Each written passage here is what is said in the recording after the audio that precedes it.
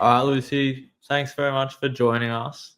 This is No. another episode, Doctor's Journey, which is cool. I've been wanting to get you on for a while, so it'd be interesting to hear your perspective about things and, you know, about how, what you're doing at the moment and how's it all going. And you're sort of like before on the training program for like all this medical pathway. But why don't you go ahead and introduce yourself? Just say like what you're doing at the moment, what your position is, and then we can go from there.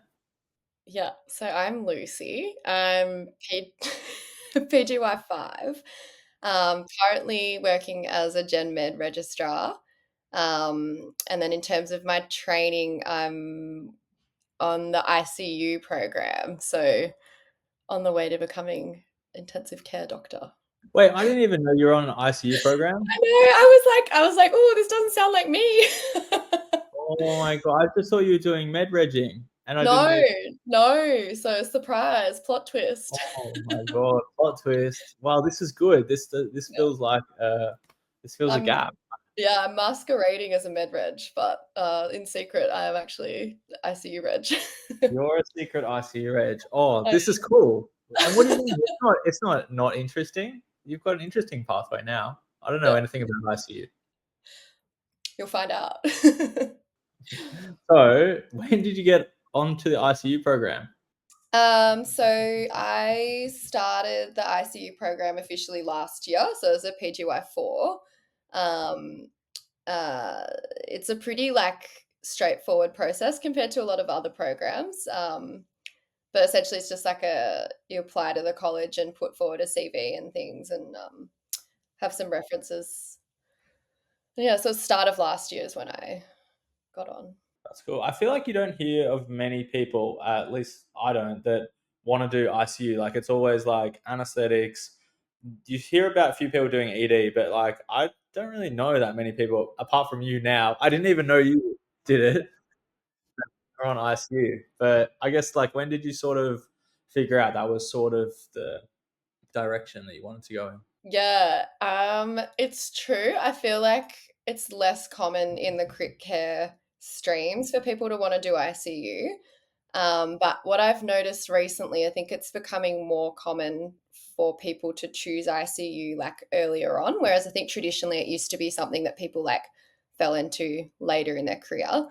For me, it was so originally I thought I wanted to do BPT, and I thought I wanted to do gastro. But essentially, what I kind of noticed as an intern and as a PGY2 was that I was most interested during ward rounds when we went to ICU, and also at Met calls and stuff. I found that I was like actually having a lot of fun, which was kind of different to some of my friends' experiences who found Met calls to be kind of like stressful or like not that enjoyable. When our team had them go off, I was like, oh, this will be like exciting. I wonder what will happen. And yeah, whenever we had like medical patients or anything admitted to ICU, I was always interested, like, what's going on in there? So basically, I was tossing up between doing BPT and doing ICU. So for my second year, I did a BPT 1 year, but I asked medical workforce if I could have an ICU rotation early on in the year to kind of test it out to see if I'd like it. Um, so I did ICU as a first rotation and then really liked it. So then I was like, well, I'll take a break from going down the BPT path and do a crit care year as a PGY3 instead. And then I just didn't go backwards. So yeah. And what did you do in your crit care year? Like, did you do ICU, anos, and ED, or did you just? Yeah, I did. Yeah. Yeah. So I did 6 months of ICU, and then 3 months of anesthetics and then 3 months of ED. Because there's different combinations. I guess most people think of a crit care year as being like anesthetics pathway, like you need to do that in order to get the like anesthetics reg job and get on the program that way. But yeah, I guess there's different ways, different health services package it, right? Whereas like you might do 6 months of ED, they might do 6 months of ICU, as you said. It's an option for people. Yeah. Yeah. And so the health service I did it at, when you applied for your crit care year, you either applied to like the ED stream, the anesthetic stream, or the ICU stream. And then generally, like whichever stream you were in was the one that you did the 6 months. All right, that's pretty cool. And I guess getting onto the program itself, like you pretty much sort of have to do like this crit care year to be like a competitive person. Is it a requirement like clinically, like on the actual application, or it's just sort of required, you know? Yeah, so for ICU, it's not as much of a streamlined pathway as anesthetics is. So anesthetics, the expectation is definitely that you've had like at least 6 months of anesthetics and to have done that crit care stream. That's like the stepping stone. Whereas for ICU, all you need before you apply to the college is to have done 6 months of ICU.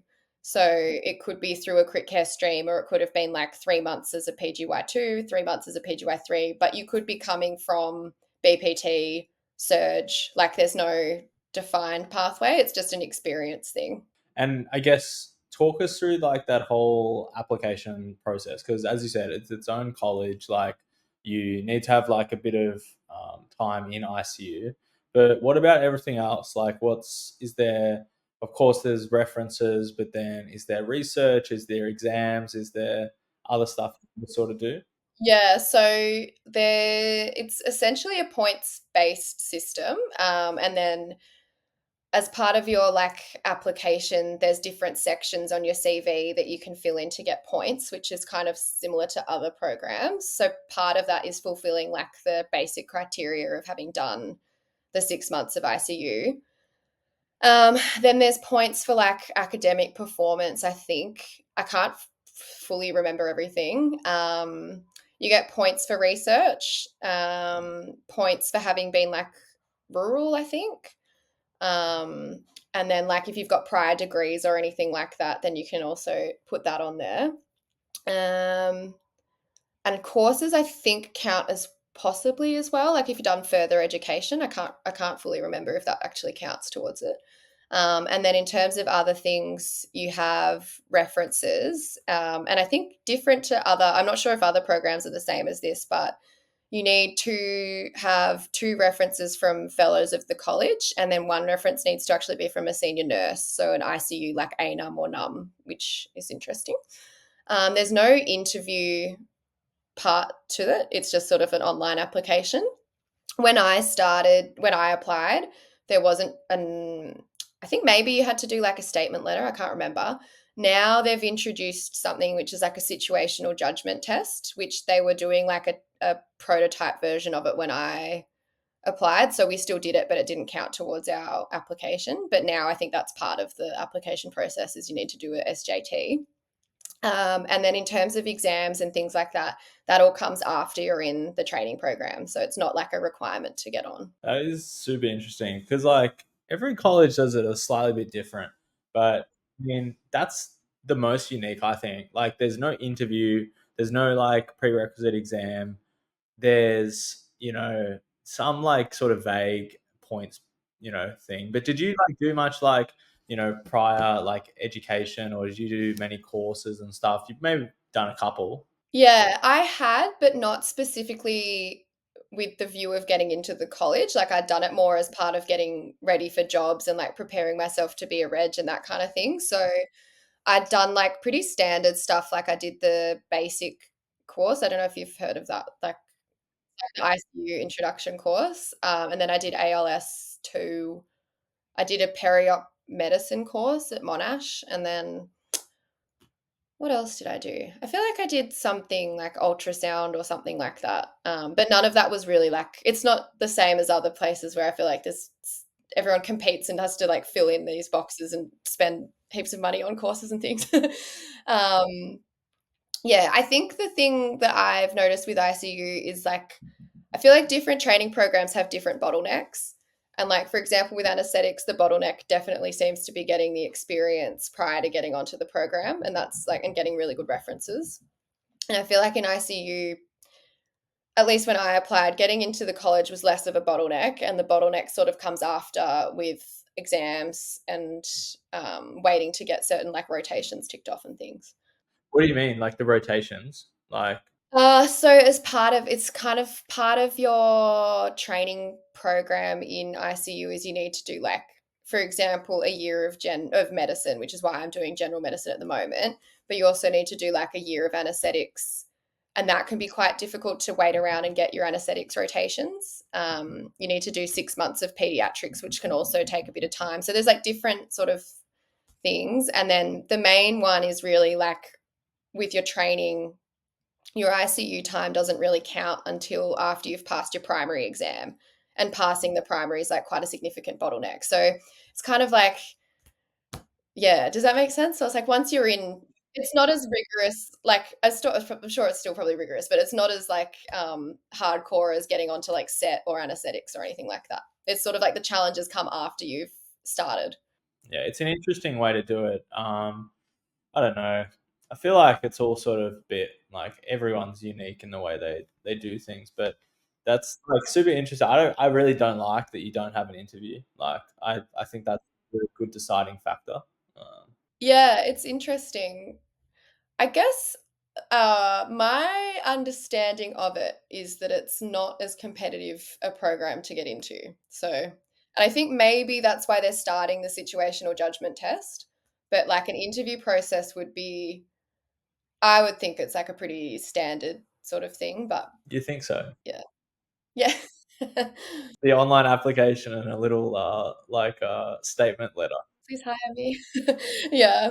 I guess one thing is, I guess like being in the program doesn't guarantee you a job. So like some programs, once you're on, they organize all of your training through jobs and things like that. Whereas at least in Victoria, like with ICU, you still have to apply for jobs and get in, like you get interviewed at that point. Whereas I know some programs when you're on, they set up all of your rotations for you. So maybe the interview process of that is like sort of in that. Do you know what I mean? Yeah. Percent. Yeah, I guess like once you're on like yeah, often like the surgical programs, you just sort of bounce around between hospitals, and it's just, oh, you put in your preferences, but you're like, oh, well, I guess I'm going to go here next year. And you just go over and move house or whatever. Yeah, but they don't make you like when you get assigned jobs, they don't make you like interview for it or anything, right? From my understanding, I No, don't think so. yeah, yeah. So I guess maybe that's the point of difference.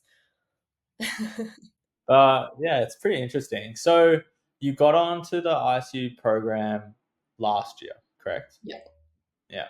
And then what did you do? What did you do last year? Just to clarify. Yeah, so last year I just did a full year of ICU.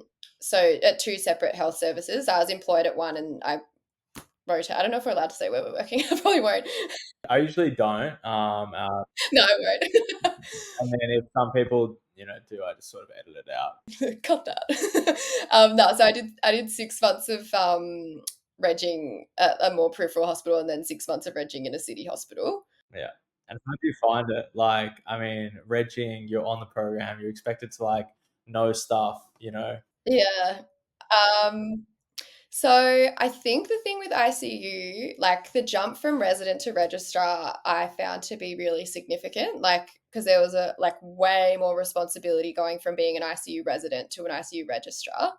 But I will say that the consultants were like very aware of how junior you are and were extremely supportive. And like there was no time that I couldn't call and ask for questions or ask for help or like ask for the consultants to come into the hospital. So in that sense, I think compared to other registrar jobs, the ICU one is extremely well supported for junior registrars. It's like expected that you need help the whole time, essentially. I still found it really stressful at the start when I made the transition, but then as the year went on, I got used to it. It's like with everything, like in medicine, once you get used to the position, you kind of like fall into a flow.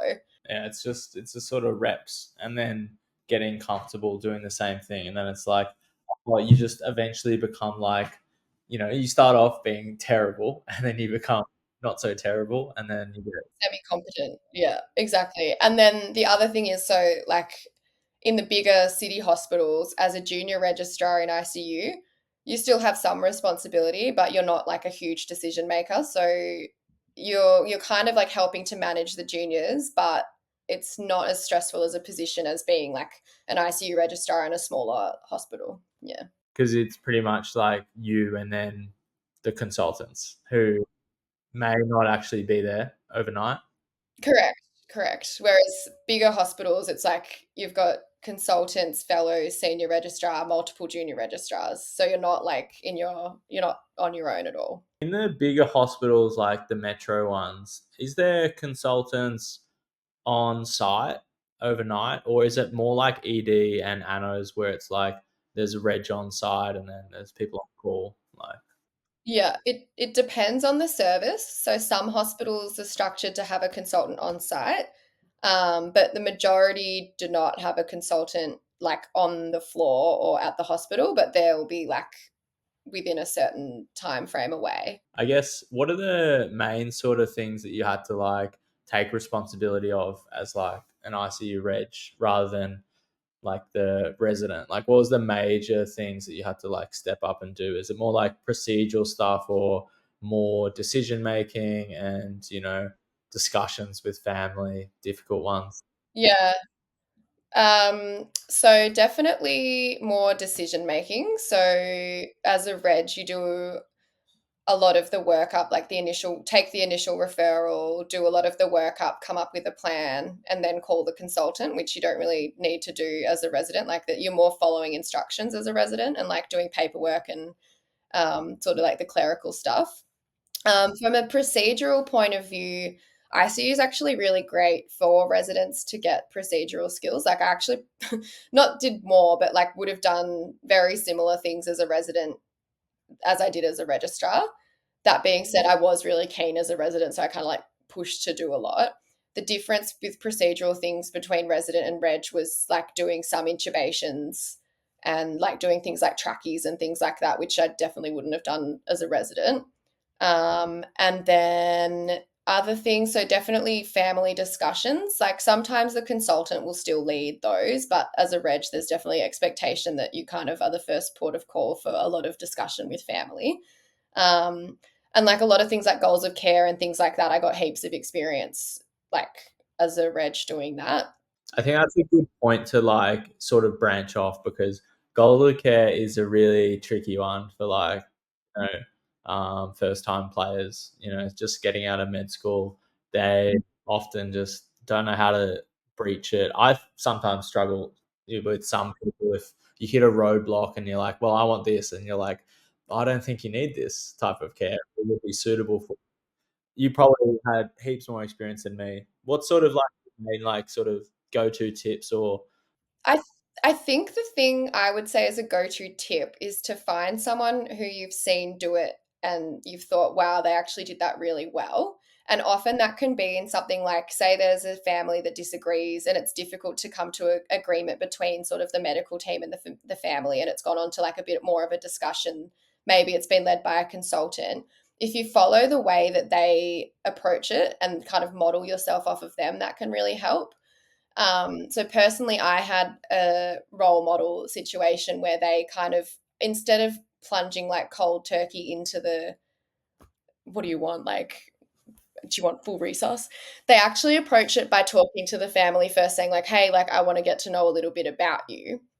And just then go a bit deeper and say, so what things are important to you? What do you value? Like, do you like value your family? Do you value independence? Is it important for you to be able to like knit, draw, like read the paper, that kind of thing? So then you kind of get like a picture of like, hey, like I love going to lawn bowls every week and that's what I look forward to every single week. And if I couldn't do that, like, maybe not lawn bowls is probably not the best example, but like some people are really like, yeah. And then so if you frame it to them, then saying something like, like if we do XYZ for you, the chance of you having a meaningful recovery back to the point where you'll be able to do one, two, three that you really prioritize is extremely minimal. And like the chance of something really bad happening and you not reaching that independence is like, the more likely outcome.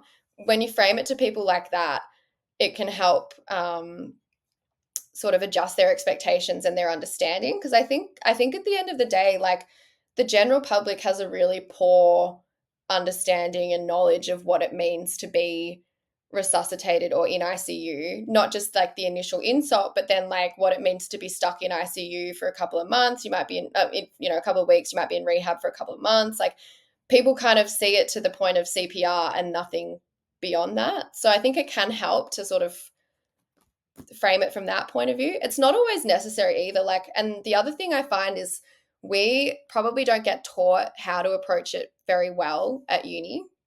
And for us, it seems like it's like a really awkward thing to bring up. But then for a lot of people, like a lot of people have had thoughts about what they want for themselves. And so for a lot of people, it's not that bad of a conversation.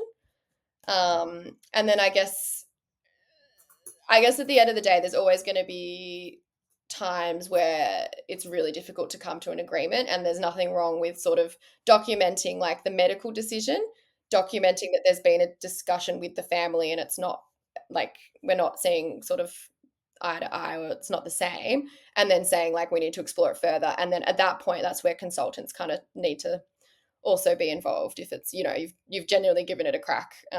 Yeah. I think that's the final point, right? Like, what do you put on the piece of paper then if you have such a disagreement? Because I've been like told like, well, it's a medical decision at the end of the day. It's what we offer, and that's yeah, that's sort of the base that I keep coming back to. You can try to get everyone on board, but at the end of the day, they're like 110-year-olds with heaps of medical conditions. Is it goals of care A, even if you want to? Like, it's very tricky to put that on a piece of paper.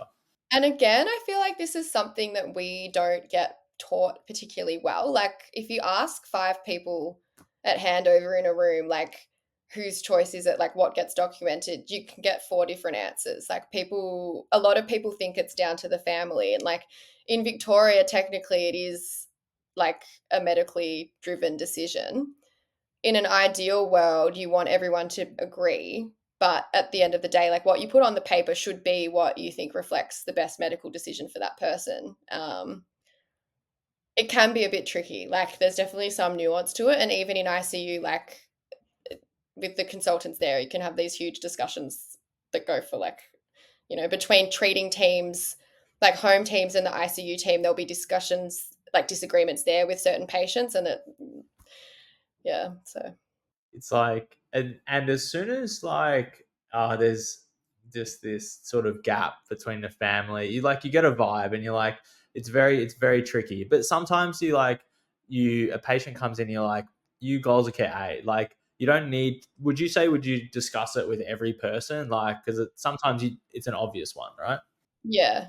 But then there's like sort of like a gray range where it's like, I don't know, sort of like middle age, you start getting a few comorbidities, and you're like, have you thought about this? It's a tricky thing to bring up sometimes. Yeah, it's partly age and partly comorbidities and really not even considering it. Yeah, it's a patient function and their baseline sort of mobility, that kind of thing. I do find like the METCAL forms themselves actually have a pretty good framework. I'm sorry, not the METCAL, the goals of care forms themselves have a good framework to guide you that people often don't look at because it's on the other side of the paper, and it'll have like the frailty score and significant conditions to consider, like when they shouldn't be for CPR intubation. But like as a form that people fill out so many times a day, oftentimes people just like don't look at it. And to be honest, I didn't even know that had like Yeah, a lot of them do. If you flip it over, they'll have like a clinical frailty kind of score on it and things. that's a good reference point as well, I guess. But I think I don't know what your thoughts are on it, but like I don't know, goals of care form, goals of care A, I know exactly what they are. Goals of care D, I know exactly what that is. Goals of care B and C is just this vague sort of you know mishmash of stuff that this is B1, B2, all this. I think it should be one letter. Yeah, I guess it shouldn't be vague. It should be clear, but each hospital, I've worked at multiple hospitals and different hospitals have all had a different system, which can be very confusing when you turn up to a new health service and you have to get used to like B1, B2, C1, C2. And it shouldn't be that confusion, especially if like a deteriorating patient situation. Met call code blue. What are we? We're B2. What does that mean? Yeah, I guess, and it's also pretty tricky for people, I think, making a decision like differentiating between someone like I know at some services they break it down into like for CPR, not for CPR but for intubation, not for intubation or CPR but for NIV. not for intubation, CPR, or NIV, but 4 vasopressors. And, like, at that point, it's like, oh, like, how do you tell the difference between B1 and B2? Like, and it's a pretty big call to make if you're admitting a patient at night and you don't really know. So I think, like, at sort of some health services where they break it up like that, everyone ends up, like, B1, and not many people end up B2. Yeah. Exactly. I'm going to turn on my lights. It's getting a bit dark. Yeah. But yeah, I guess it's pretty tricky, you know. I don't know. I think it can be probably clearer, maybe like some like national like standard. I think so. But even between states, like, I'm fairly sure the law, like, I don't know it fully, but I'm pretty sure the legislation between, like, Victoria and Queensland is different around it being, like, a fully medically made decision. Like, I think different states have got different guidelines and things. But I think at the end of the day, like, I think there's a lot of work to be done in educating people on goals of care, and particularly having goals of care discussions. Because I think it's an area, like, I think sometimes bosses think, like, oh, people just don't want to have the discussion, or people can't be bothered filling in the form. And it's like, I think really it's people don't feel comfortable. And, like, if they did, they would. And it's just an area of, like, knowledge gap and discomfort that people have. Because, like, I don't know, we never did it. Even, like, when I was at uni, we did a lot of clinical based, like, tutes where you do role playing and, like, examinations and stuff. And we never had one on discussing goals of care, which is, like, would be quite useful to practice back and forth. So, yeah. Yeah, I think the first time I had goals of care specific lecture was either as a resident or an intern. I did I one or two, and it was by a geriatrician, and excellent presentation that I wish we could go back to. But yeah, it's like halfway through the year. Here's what you should have done. You know, tricky, tricky. Why don't we go back med school? What got you into all this journey, this medical journey, and how was med school and everything like that? Was it pretty much cookie cutter model straight from school, out 5 year med degree? No, so I was not cookie cutter. I was maybe, like, quasi cookie cutter. So when I finished school, I had no idea. I finished school, like, a bit young, so I was 17, and I was quite, I don't want to say immature, but, like, probably a bit immature. And I finished school, I had no idea what I wanted to do. And I got offered a scholarship to do engineering at Monash, because basically, like, they wanted more females in engineering, and I saw, like, whoa, I get like $1,500. Yes. And so I started doing eng law at Monash, and then very quickly realized I wasn't actually that good at physics, and, like, really wasn't good at, like, university level maths, like, and was really good at, like, going to, like, uni social events and things. So about, like, 3 weeks in, I was like, I don't think this is for me. And so I actually, like, dropped out just before the census date where your marks started to count, and I was like, I think I need some more time. Um, so then I worked part-time for the rest of that year at, like, catering companies and Subway and stuff like that, and then just sort of, like, sat there and was like, what should I do? And then I guess for me, my dad is medical and my mum was a midwife, and growing up there was not, like, no real expectation or pressure, but it was, like, something I'd thought about a lot, and kind of was like, oh, like, I wouldn't get it there, I wouldn't be able to do it or whatever. And part of me probably didn't want to do it because my parents probably did want me to do it, if that makes sense.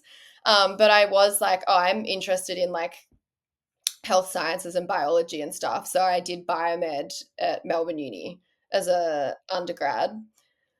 And then when I did biomed, I was, like, either keen to do, like, med physio or, like, dentistry. I hadn't really made up my mind. But then after the sort of the first year of biomed, I was pretty set after doing, like, a bit more biology and, like, physiology and things that I did want to do it. So then Really, after the first year, did you like the first year? I hated it. You know? I liked it enough that I was like, I do actually like health science. Mhm. Again, realized I didn't like physics, like, or statistics. But I did like, I think second year is, I think it was enough to put me in that direction. And then second year doing the like M2M, I don't know if that was in second year. The molecule, like when you traced it from like the start of a disease to like, was I think that that's second year? third year. I think that's third year. No, what was the one in second year? There was one called, well, I mean, we did human structure and function, which was one of them. See, surprisingly, I actually didn't like that one as, oh, I liked that one a bit. I think it was the pathology. It was the subjects that were on like pathology that I really liked. Um, and then definitely by second year, I knew I wanted to try and get into medicine. And then so I did GAMSAT that year or the year after. I think I did it at the end of second year. I did the GAMSAT. And then I did it again at the start of third year and then applied that year. And then so I did like the, yeah, biomed and then medicine at Melbourne Uni as well. Oh, cool. So, like, bit of an interesting one. Like, you sort of like squiggled around, as you said, quasi cookie model, and then like you eventually got into where it probably suits you. Would you say? Yeah. I think it was always in the back of my mind. And then it wasn't until I tried something else and was like, it was then like more in the back of mid front section of my mind, probably. Yeah. Okay. And then how was like first year as like a doctor as well? Like internship, like that's sort of like where you actually feel like, oh, I'm actually going to become a doctor now. It's like different from that idea of like in the back of your head. Because med school is just like, I don't know, med school is med school. When you're in the hospital working, getting paid, you're like, oh, okay, I'm actually starting. Yeah. It was pretty, I really enjoyed internship. I found it stressful as well. But I did like working as a doctor as an intern, but I don't think I started to really enjoy working as a doctor until probably the second year. Because I found internship, I was just like, oh, like trying to figure out what I was doing. Because like it's such a big jump from studying to working that I didn't probably have time to like sit back and actually enjoy like the doctory side of the job. Like there was just so much focus on like logistics and getting things to run smoothly. There's like the clinical side of things almost takes a backseat as an intern. Agreed. Agreed. And I guess fast forward now, I mean, obviously you're on ICU. You deal with probably every specialty would have some sort of really sick patient that comes in, and they will probably have different experiences of like what ICU is like and how to like navigate. Most are just, deer in headlights sort of thing. What do you sort of you what have you sort of like picked up from like other specialties, like interacting with them in regards to when their patients come to ICU and how that sort of discussion goes, and is it good? Could we like improve? Like, what? I mean, obviously we could improve, but No, I think because it's different, right? You hand over your care to you guys, and we're just like, as per ICU, and then we often have not too much of an idea. It depends, right? If it's an open, it does depend. Yeah. It really depends on the patient that's coming through and the specialty that's coming through. So some specialty, particularly like surgical specialties, so like thoracics and neurosurge, they've got a lot of input with their patients, and it's definitely much more of like a collaborative role that you play. So you do develop like more of a um, clinical like partnership with some of the more like acute surgical teams. And same like a lot of the time in ICU, it's actually really collaborative. Like a lot of the time, patients come to ICU, and I feel like ICU does like the ABCDE, and then you get like room or like these crazy other teams coming in and doing all this like crazy stuff with like pulsing steroids and like IVIG and Plex. And I'm like, we can set it up and run it, but like, I've got no idea how you guys knew to do that. Like, I think honestly, like the best part of ICU is the fact that for a lot of the patients, like you're learning a lot from the specialty teams, and you're doing the life support, but like the finessing and everything's, a lot of it can be driven by the specialty teams. Other times, like when it's more like a straightforward like medical admission, like often then ICU will have more of like a guiding role with the care of the patient. But I think most of the time, as long as the teams come in and like touch base, like I think the only time it's sad is when well, not sad, but like sometimes people can improve is like if the team drops, like the patient gets admitted to ICU and then the team don't really come back again. And then they'll come back when they're ready to go to the ward. That's the only time where it's like just because they're there, you should still come and see them. But Yeah, exactly. But then there are like closed ICUs and then there are open ICUs, right? Which is not, I think all we have in Victoria here are open, right? so I think I think technically Australian ICUs, despite the doors being open, are kind of like more of a closed model because the closedness is around like ordering tests, prescribing medications, that kind of thing. Whereas I think I'm not an expert on this, but I think in the US, they have like an open ICU where the patient actually stays under the care of, like, say it's a surgical patient, they'll stay under the surgeon, and the surgeon will do all of the like ordering and a lot of the management. Whereas Australia, it's more like it's kind of mixed. Like it's open as in like people, it's open as in people come in and see their patients still, but it's closed in the sense that the managing team is ICU with like the surgeons or the medical team coming in as well. Which is kind of, it doesn't the open closedness of it sounds like it doesn't fit, but yeah.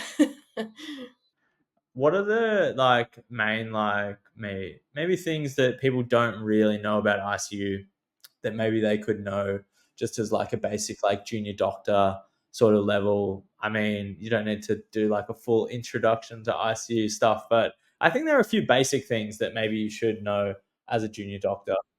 Maybe, yeah, I think maybe the stuff to take note of when you go and see the patient is like the ABCDEs. So to like, I think the main things to take away when you see your patient is like, is their airway their own or are they intubated? If they're intubated, or even if it's their own airway, like how much oxygen are they on? And then with their blood pressure, like are they supported or not supported? And then you can see normally like the medication will be hanging up by the bedside and you might be able to see how much they're on, but like that's probably like the main things to take note of is like why are they in ICU and like what's being supported by ICU, and that kind of gives you like a bit of a picture of like the progress of your patient, I guess. um that's probably yeah the main things for like visiting teams to know from a junior doctor point of view, like getting an introduction to ICU. It's like it's so different because you don't cover it at uni. Like a lot of the drugs you never heard of, the ventilator you've never seen, like you don't get taught any of that stuff. I think if people are curious about ICU or just want to understand better, like what happens to their patients when they go to ICU, doing something like a basic course is really useful for everyone. And it's not super expensive, like compared to other courses. I think it's less than $1,000 and like claim it on tax, but it runs through the basics of ICU like really well. And the other thing is it runs through a lot of like how to respond at a MET call and goes over ALS. And I think those are like really important skills for junior doctors to have is like, how can I be useful in these situations? So yeah, I'd recommend doing basic for everyone, even if you're not wanting to do ICU. I think that's pretty good tips because, like, I think walking into ICU as like not not an ICU like minded person, like the first thing that strikes you is like, what are all those machines? What are all those drugs? What are all those numbers on the machines mean? And that's just like so overwhelming. Even just reading a chart, you're just like, sure, I'm like looking at obs, but I'm like, there's a billion numbers on this massive chart. How do I even digest this? Yeah, I think it's yeah, the overall picture is probably what's useful. And I guess maybe like, we should wrap this up soon, but like what's happening for the next few years? You're obviously on the program, you're doing Gen Med regging. Have you enjoyed it? I've loved it. Yeah. So it's funny, like I every so often I'm like, oh, maybe I should have done BPT because like I actually really yeah, I've really enjoyed it. And it's funny, it's not common. Like I think a lot of ICU reggers come to Gen Med and don't really like doing it, but I really like working in teams. So I think having like the close Gen Med unit and the team that you work in is like I really like that. And I've really enjoyed having like more of a longitudinal relationship with the patients, like getting to know them and their families. Like I really like that side of medicine as well.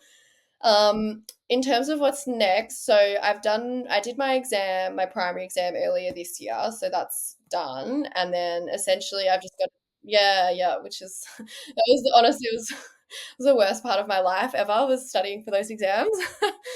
Um, and then, so I've got to do, after I've done this Gen Med rotation, I'll be finished with Gen Med.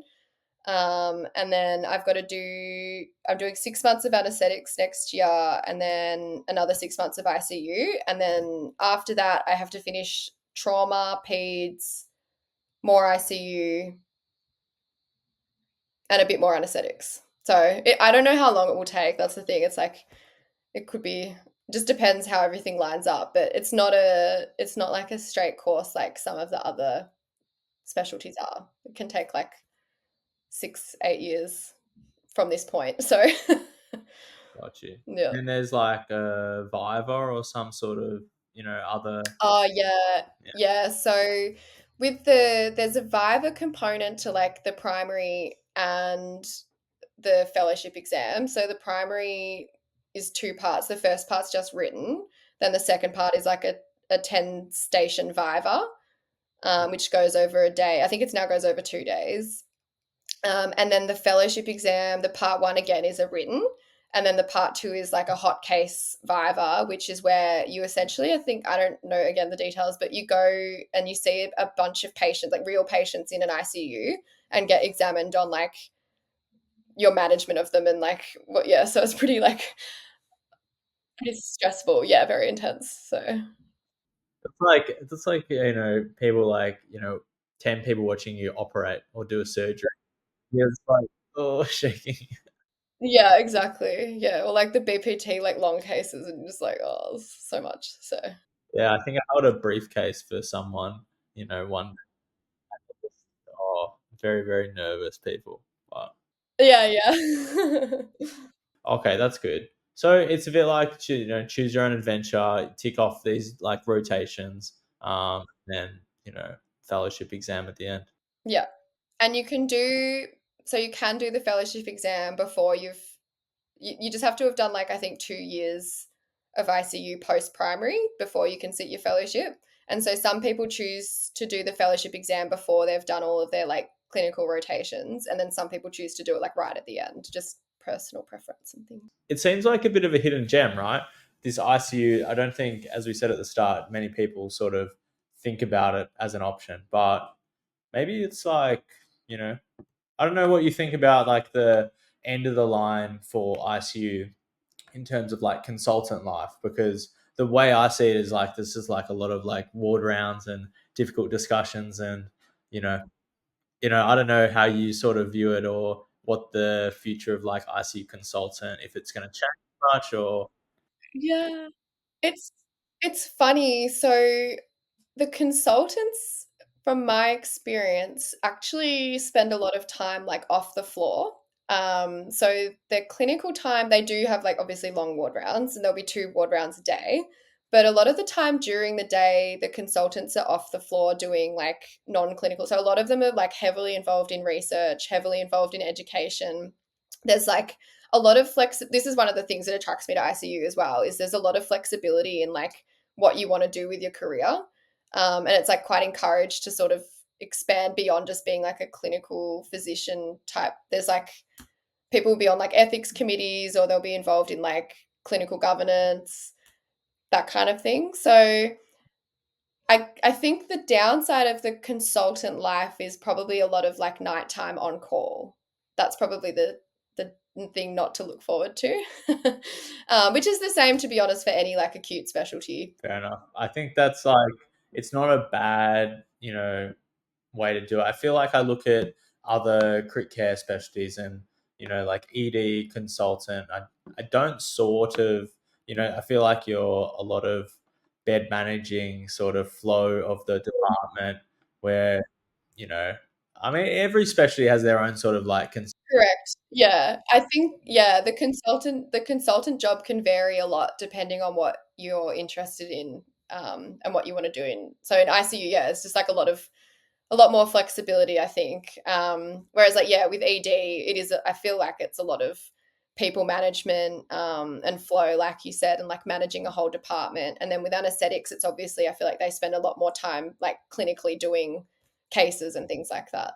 So, any final takeaways? Someone, maybe they're like med school, maybe they're intern, PGY2, they're thinking like ICU. Yeah, I think it's a really, really, really good specialty. Um, I think with ICU, there's like no rush to like be like, oh, I definitely want to do it. I think it's something that you're more likely to fall into, kind of like because you're more interested in acute things, or like you find yourself being drawn to sort of that kind of medicine. But I definitely recommend it, and I highly recommend doing an ICU rotation, regardless of what stream or area you're interested in, just because it helps you as a resident, as it helps you so much more with your confidence at met calls. Um, and whatever specialty you do, like doing some time in ICU, you learn heaps, and it really helps with confidence with managing sick patients on the ward. So I think everyone should do it. I think that's that last thing that you said is that like what a sick patient looks like, and like Yeah, people don't, and they see yeah. someone like, oh, they look unwell, and you're like, oh no, this is when they're like really really sick, and I don't know, Yeah, and it's yeah, it gratifying. just gives you confidence to handle things a little bit. Yeah. And it Agreed. can be hard to get the rotations, so preferencing them highly is a good idea because a lot of people will put crit care rotations quite high.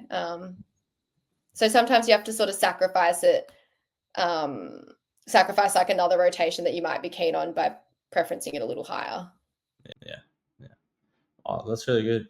Well, I reckon we'll leave it there. Thanks very much. But that was like super informative and a discussion I didn't even think I was gonna have. I was like, oh my god, Jen, man, no, ICU. I'm sorry. I'll nominate someone to come and do a Gen Med chat with you because there's a few post and pre-exam people. So No, that's absolutely perfect. No, thanks very much. It's been super good. All right, so that's the end of that conversation. If you want to be part of something like this, you think you have an interesting story in medicine to share, maybe it's how you got in, and maybe it's that you got on a different training program or you went through some adversity, that's something that you think you'd be interested in doing, then send me a message. The link will be in the description how you can get in touch. If you know someone else that's probably keen to share their story, or you think that they would be a great person to share on this, then definitely link them in and we can get them on. If you want to stick around, there's plenty of other videos on here to check out and keep you informed, keep you interested, and keep you learning more about medicine. So there you go. Otherwise, we'll see you next time. Bye.